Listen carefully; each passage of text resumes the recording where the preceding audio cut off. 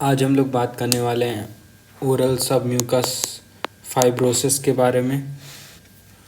Oral submucous fibrosis ये होता है chronic insidious process characterised by juxtaepithelial deposition of fibrous tissue in the submucous layer of oral cavity and pharynx।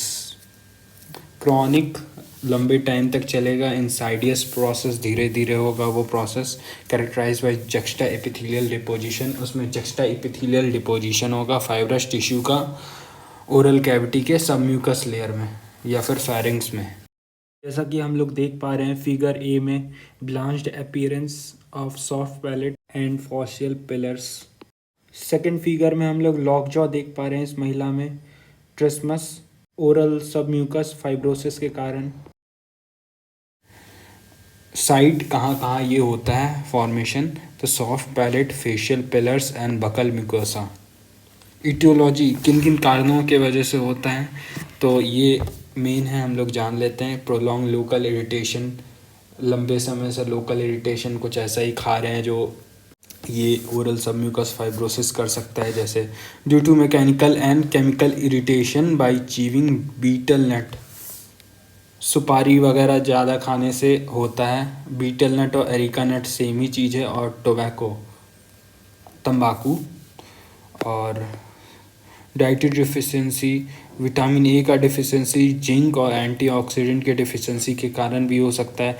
Localised collagen disease, alcohol, racial, जैसे many Indians में, ज़्यादातर Indians में होता है ये ओरल सबम्यूकस फाइब्रोसिस। ज़्यादातर इंडियंस वैसे betel nuts, पान सुपारी, तंबाकू भी खाते हैं, इसलिए भी। पुअर सोशियो इकोनॉमिक स्टेटस, गरीबी में रहने वालों को।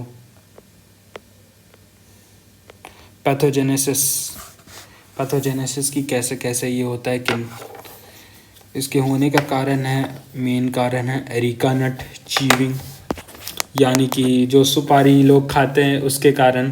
तो collection of activated T lymphocytes and macrophages in subepithelial layers of oral mucosa.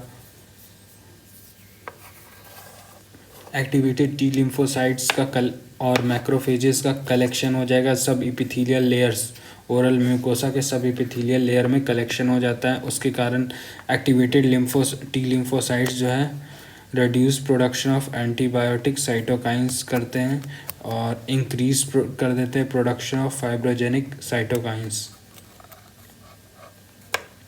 ये कोई और गड़बड़ नहीं कर रहा है, हमारा ही सेल सब ये गड़बड़ कर रहा है। और मैक्रोफेजेस ये सब खाने की वजह से, सुपारी वगैरह खाने की वजह से, और मैक्रोफेजेस भी इंक्रीज करता है प्रोडक्शन ऑफ फाइब्रोजेनिक साइटोकाइंस। और जब रिड्यूस हो जाता है प्रोडक्शन ऑफ एंटीबायोटिक साइटोकाइंस का, तो कोलेजनीज कम बनता है वो एंजाइम, और उसके कारण increase production of collagen, collagen ज़्यादा प्रोड्यूस होता है। और इंक्रीज प्रोडक्शन ऑफ फाइब्रोजेनिक साइटोकाइंस की वजह से मेसेनकाइमल सेल्स का के कारण प्रोलिफरेशन होता है फाइब्रोब्लास्ट का, और उस कारण से भी इंक्रीज होता है प्रोडक्शन कोलेजन का। अब पैथोलॉजी हम लोग समझते हैं सीधा कुछ एक दो लाइन से। तो एपिथेलियल एट्रोफी हो जाता है and submucosal fibroelastic transformation leading to trismus and difficulty in protruding the tongue। Epithelial atrophy के कारण और सबम्यूकोसल फाइब्रोइलास्टिक फॉर्मेशन के कारण, ट्रांसफॉर्मेशन के कारण ये ट्रिस्मस होते हैं और उसके कारण टंग बाहर निकालने में दिक्कत होता है। फिर ये मैलिग्नेंसी से पहले का कंडीशन है, कैंसर होने से पहले का कंडीशन है। और leukoplakia and squamous cell carcinoma में be associated with it. Clinical staging हम लोग देखें तो 3 स्टेजिंग में हम लोग देखेंगे, stage of stomatitis, stage of fibrosis और stage of sequel. Stage of stomatitis में रेड म्यूकोसा वेसिकल्स फॉर्म करता है और फिर रप्चर हो जाता है to form mucosal ulcers. Stage of fibrosis में हीलिंग होने लगता है, उसमें ब्लैंचिंग हो जाता है म्यूकोसा का, fibrous bands in oral mucosa, trismus and decrease soft palate mobility। और स्टेज ऑफ सीक्वल में डिफ़िकल्ट स्पीच होगा, हियरिंग लॉस होगा, ल्यूकोप्लेकिया होगा और मैलिग्नेंसी होगा 3 to 8% लोगों में। क्लिनिकल फीचर्स इसकी देखें तो एज एंड सेक्स में देखें तो सारे एज में कॉमन है ये। Symptoms intolerance to chillies and spicy food, soreness of mouth with constant burning sensation, redness of repeated vesicular eruption on the palate and pillars, difficulty to open the mouth fully और difficulty to protrude the tongue बाहर निकालने में फिर दिक्कत होता है, पूरा मुंह खोलने में दिक्कत होता है। साइंस में अर्ली स्टेज में देखें तो patchy redness of mucous membrane with formation of vesicles which rupture to form superficial ulcers. Patchy redness हो जाता है म्यूकस मेम्ब्रेन का, जिसके साथ फॉर्मेशन होता है वेसिकल्स का which rupture to form superficial ulcer, जिसके कारण सुपरफिशियल अल्सर भी हो जाता है।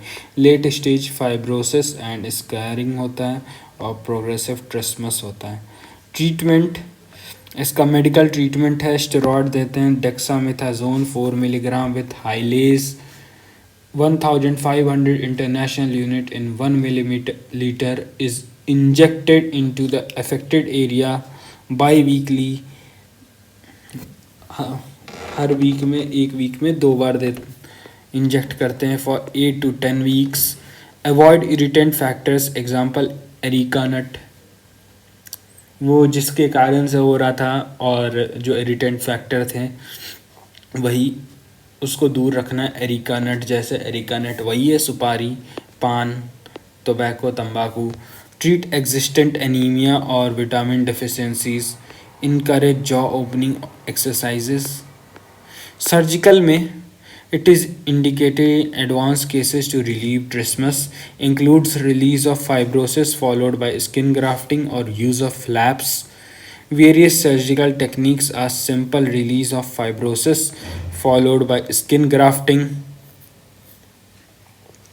bilateral tongue flaps, nasolabial flaps, Iceland palatal mucoperiosteal flap, bilateral radial forearm free flap, surgical excision and buccal pad graft, superficial temporal fascia flap and split skin graft, coronoidectomy and temporal muscle myotomy।